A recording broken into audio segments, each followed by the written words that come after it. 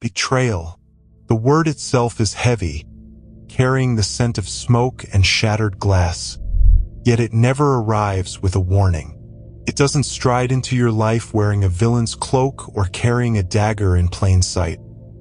It walks in with a smile, it shakes your hand, and it agrees with every single one of your plans. It's the comfortable colleague, the trusted friend, the one you let too close. And then, when the timing is perfect, when your guard is just low enough, when you're looking everywhere but right beside you, it strikes. The greatest mistake a person in power can make, Machiavelli believed, is to trust too easily, or worse, to ignore the mounting evidence out of sentimentality. Niccolò Machiavelli, the cold-eyed observer of human nature, understood this dynamic better than anyone who has ever written on power. He didn't just study betrayal, he dissected it. He named its anatomy, describing the way it moves through the structure of power like a subtle poison in a glass of fine wine. Invisible, tasteless, and completely undetectable until the moment it's far too late. What he concluded after years of watching kingdoms rise and fall wasn't that people are betrayed because they are weak. No, they are betrayed because they ignore the signs, the patterns, the subtle, almost imperceptible changes in behavior that only a strategic, clear-eyed mind can truly detect. It's not your sworn enemies you need to watch.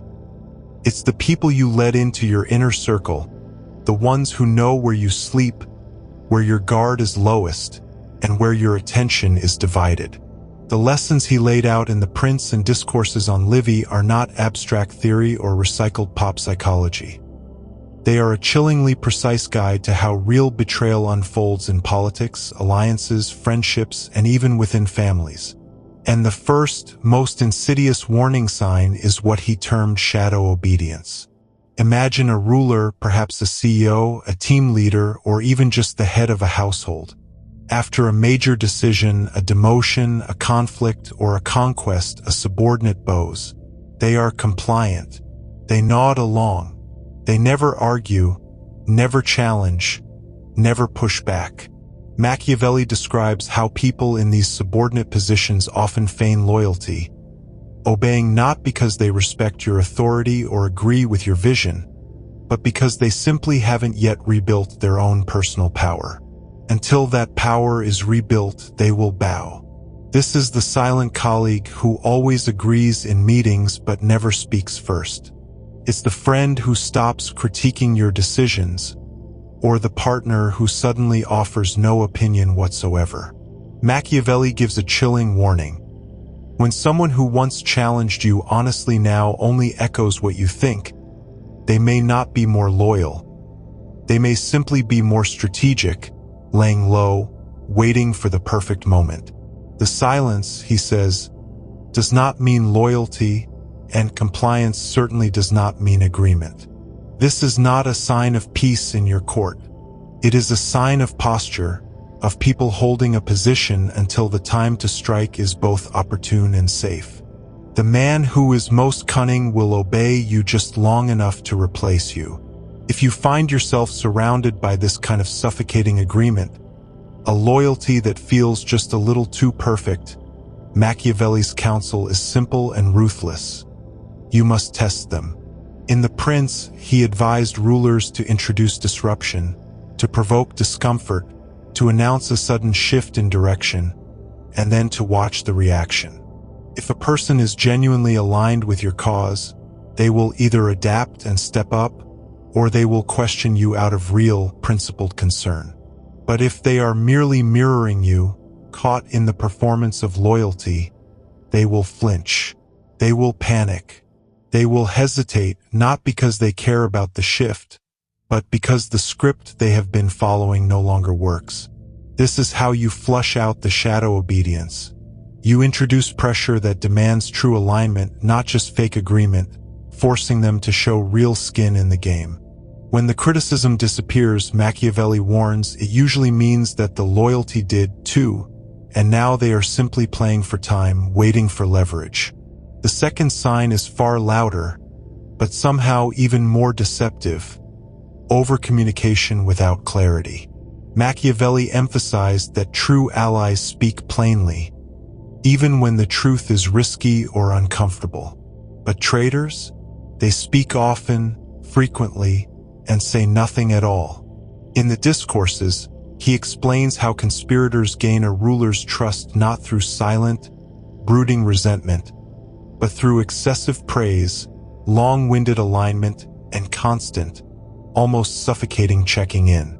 Their goal is never truly to help or contribute. It is purely to observe and to maintain access. They will flood you with attention, praise your leadership, repeat your ideas back to you, and compliment your strength, but they will never give you friction, never provide tension, and never articulate any visible will of their own. This is not support. This is surveillance. And if you don't recognize the pattern, you will tragically confuse their proximity for your own protection. Machiavelli knew the truth. Proximity actually increases the threat, it does not reduce it. The person texting you daily, the employee who flatters often but leaves everything vague, the co-founder who praises every idea you pitch but hasn't taken initiative in weeks. These are not signs of loyalty. They are camouflage. They are signs of distraction, masking a deliberate delay, with the individual staying close just long enough to act when you're not fully watching.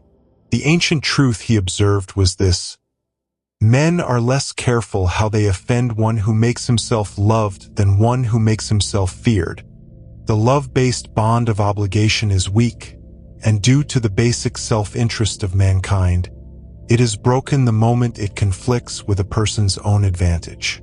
People will break loyalty the instant it costs them something, and the excessive attention is their way of overcorrecting as they prepare to do it. So, how do you expose this eloquent nothingness? You stop asking for words and start demanding commitment in action. You give them responsibility that requires real risk and a genuine stake. You ask for a measurable contribution, and you watch to see if they step up or if they stall and avoid the responsibility. Machiavelli wrote that a man will sooner forget the death of his father than the loss of his inheritance. What he meant was profoundly simple. People protect what matters to them. If someone keeps avoiding stakes, keeps their words vague and uncommitted, it means they have no intention of staying, or worse, their commitment is already elsewhere. Real loyalty makes itself visible through action, through disagreement, through vulnerability, but the betrayer never risks anything. They only orbit, they gather, and they wait. Finally, the third sign is the hardest to spot because it comes completely disguised as something positive. Misaligned evolution. You will tell yourself they are just doing their own thing, and sometimes that's true. But Machiavelli observed that people don't often betray you out of a sudden, fiery hatred. They betray you because their direction changed, and you didn't notice the subtle shift until it became a divergence. In the discourses, he explains how political factions eventually fracture not from infighting, but from an unnoticed divergence in goals. When the cause is no longer truly shared, loyalty decays slowly, structurally, into direct competition. When someone close to you begins to grow rapidly, but that growth is disconnected from your own life, vision, or path, you must pay attention. Growth is not inherently bad, but evolution without a mutual, shared direction breeds conflict. The most dangerous betrayal is not personal. It is structural. Two people were once aligned in a single vision, but now one person quietly wants something the other doesn't even see. And instead of addressing this divergence, they pretend. They smile. They show up. But behind your back, they are busy building a future that has absolutely no need for you. This is how kingdoms truly fall, not from loud rebellion, but from the quiet, unannounced realignment of those who once shared your deepest cause. This is what Machiavelli called silent ambition. It is growth that isn't announced, isn't shared, and isn't aligned. It happens slowly and privately, and by the time you finally notice, the person isn't your ally anymore. They are your competitor, armed with all of your insider knowledge. The betrayal wasn't sudden.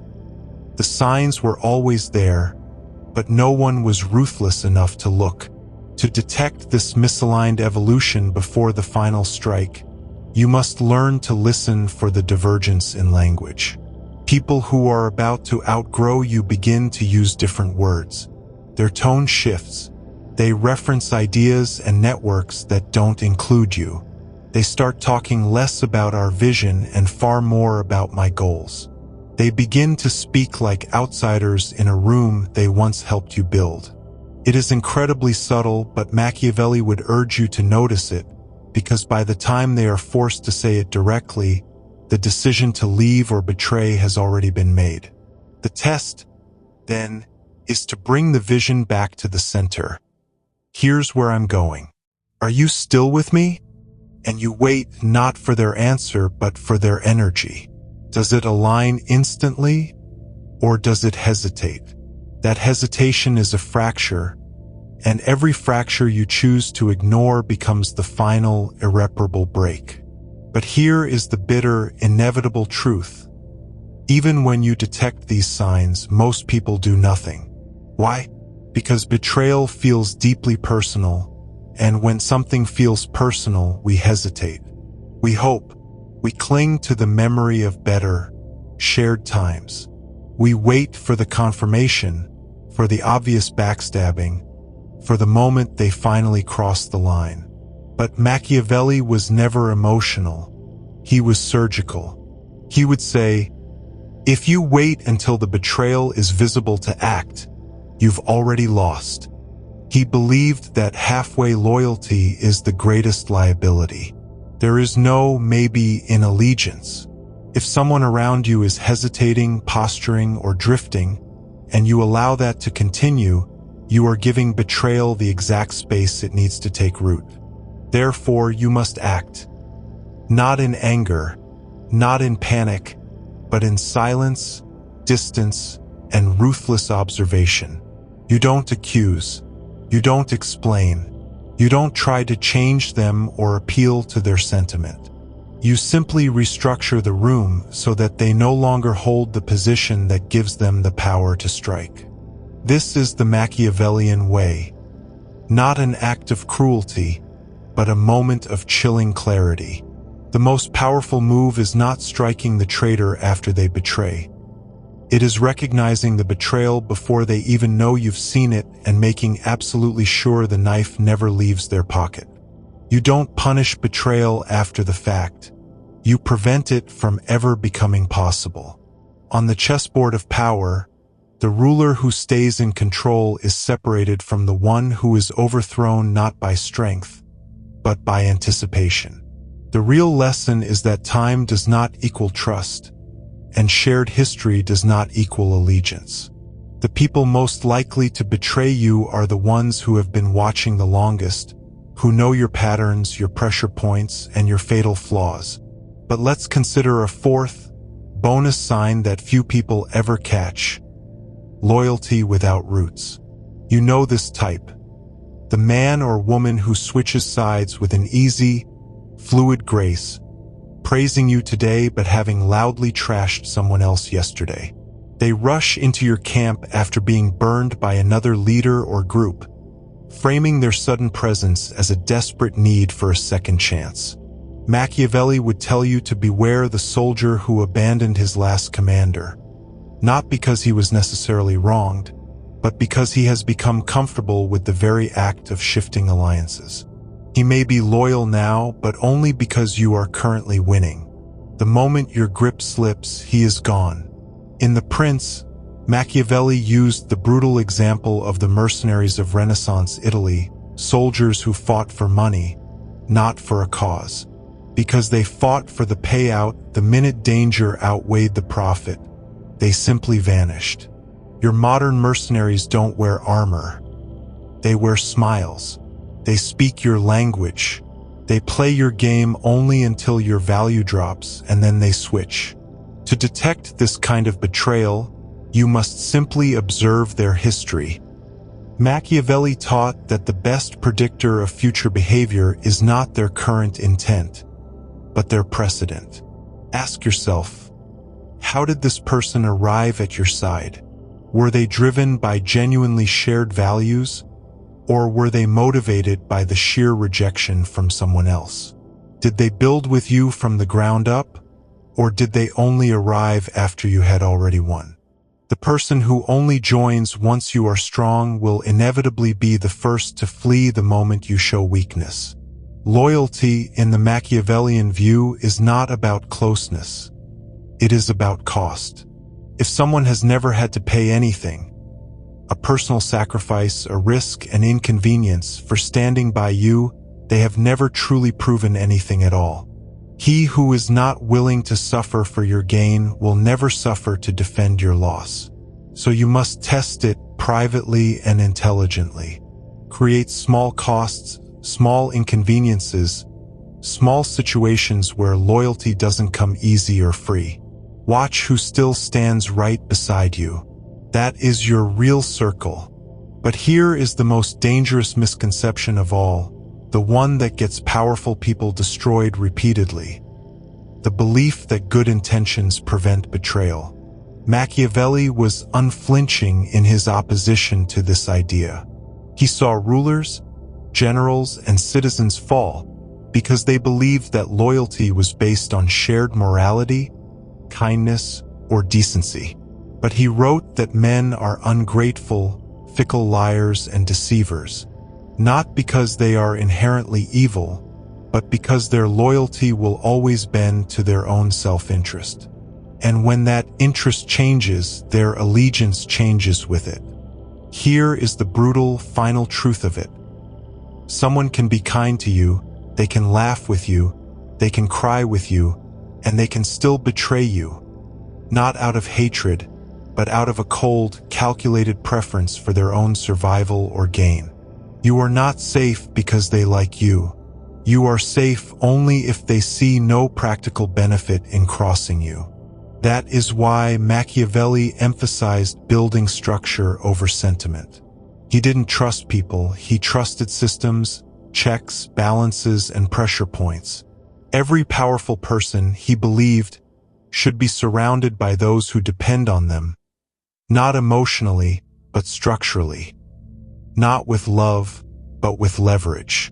Once you have spotted the signs, shadow obedience, overcommunication, misaligned growth, and loyalty without roots, you do not wait. You move. You restructure. You remove their options. Machiavelli admired Agathocles of Syracuse, a man who rose to absolute power through ruthless necessity. When his generals grew too familiar, too equal, too comfortable, he eliminated them, not out of hatred, but out of the necessity of knowing that comfort breeds entitlement, and entitlement is the fertile ground for betrayal. Today, you don't need to eliminate anyone. You just need to isolate the threat from the seat of influence. You reduce their access to critical information. You split their responsibilities. You decentralize their control.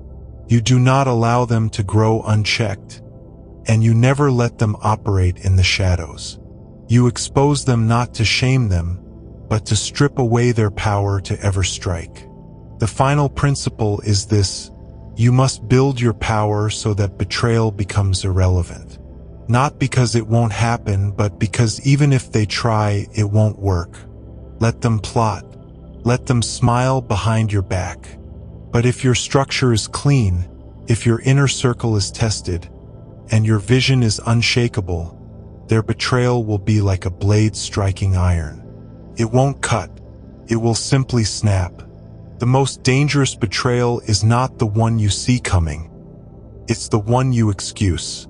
You notice a small shift in tone, a sudden withdrawal, a moment of hesitation that wasn't there before, and your gut tightens. But then, like most people, you suppress it. You rationalize. You tell yourself they're just tired, or it's nothing. because acknowledging the painful truth would mean having to do something uncomfortable about it. Machiavelli called this softness, and softness, he said, is what gets rulers destroyed. He wanted leaders to be in a constant state of proactive disloyalty detection, constantly testing, constantly observing, constantly unsettling, not out of cruelty but out of sheer absolute necessity. Because power is not protected by love. It is protected by predictive judgment. Machiavelli's most brutal line on the matter was that a wise prince should not keep faith when doing so would be against his interest. This is not a glorification of betrayal, but an acknowledgement that loyalty is inherently circumstantial.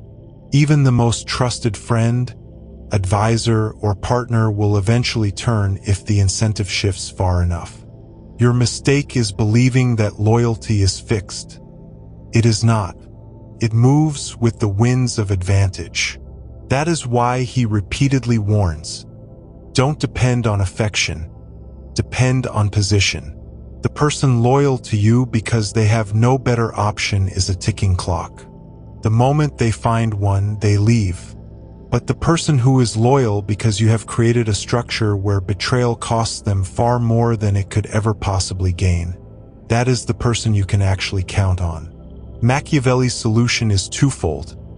Detect shifting interests early, and then make defection more painful than loyalty. If someone is showing the first signs, the slight pullback, the vague communication, you don't confront them emotionally. You don't ask, "Are we good?" That's a weakness they can easily exploit. Instead, you introduce friction. You subtly shift their responsibilities.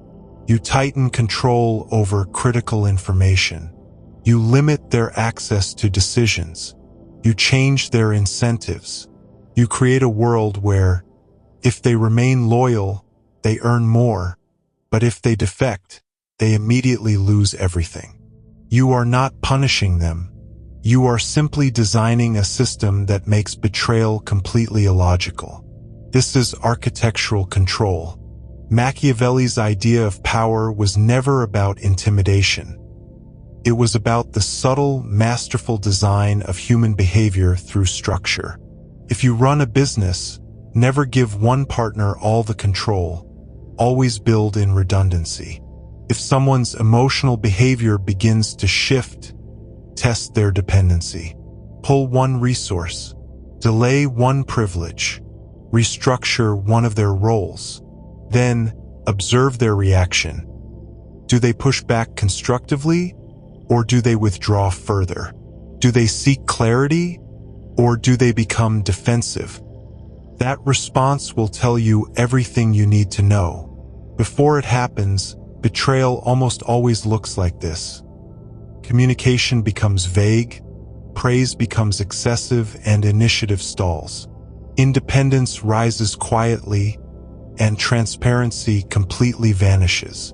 You'll sense they are building something, but they stop sharing what it is. This is not paranoia. This is the predictable pattern. Machiavelli's ultimate test was simple. Does this person still benefit from your strength? Or have they subtly started preparing for your weakness? If it's the latter, they are already gone, even if they haven't made the move yet. But again, most people fail by reacting emotionally. The Machiavellian move is a silent, elegant recalibration. Don't explain. Don't argue. Just restructure the chessboard until the potential betrayer finds themselves isolated, exposed, and entirely irrelevant, without you ever having to say a single word. Because if you design your world so that betrayal is always a downgrade, they'll never take the risk. This is how you survive betrayal before it ever strikes.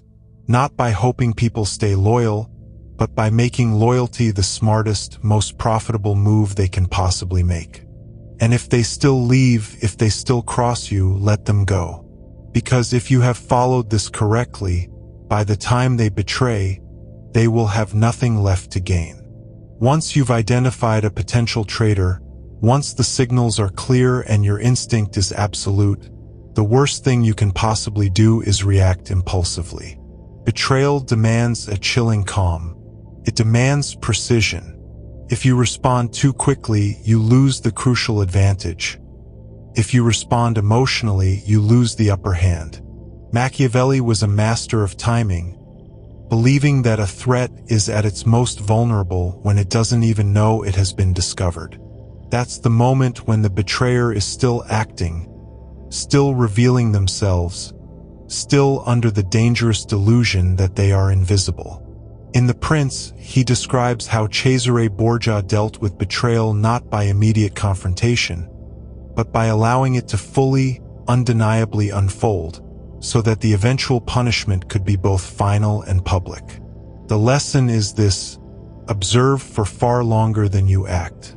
Not to tolerate, but to trap. If someone close to you is already on the path, their ego will inevitably drive them to overplay their hand. And when they do, you don't meet them head-on. You remove the terrain. You don't argue. You don't plead. You don't issue a warning. You simply isolate their influence, restrict their information flow, rewire the power structure so they are totally out of position, and make them irrelevant before they even notice. This is the Machiavellian art of preemptive exile, removing the devastating threat without ever needing to wage a war. He often pointed to the tragic historical example of Girolamo Savonarola, the Dominican friar who briefly ruled Florence. Savonarola inspired loyalty through religious fervor, and people followed him as if he were a prophet.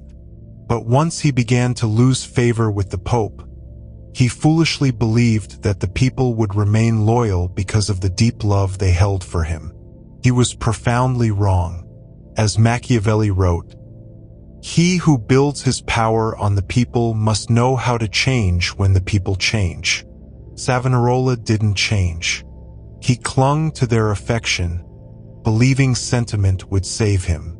And so, when the winds shifted and his enemies finally acted, he had no structure to fall back on, only fragile sentiment. He was captured, tortured, and executed. The timeless lesson is burned in his ashes. Never, ever rely on affection for protection. You must build structures that hold firm, even when trust completely fails. If you sense betrayal building, you do not cut them off immediately. That is noisy. That gives them a role to play, a justification, a stage from which to rail against you. Instead, you slowly, elegantly fade them out. You reassign their key duties.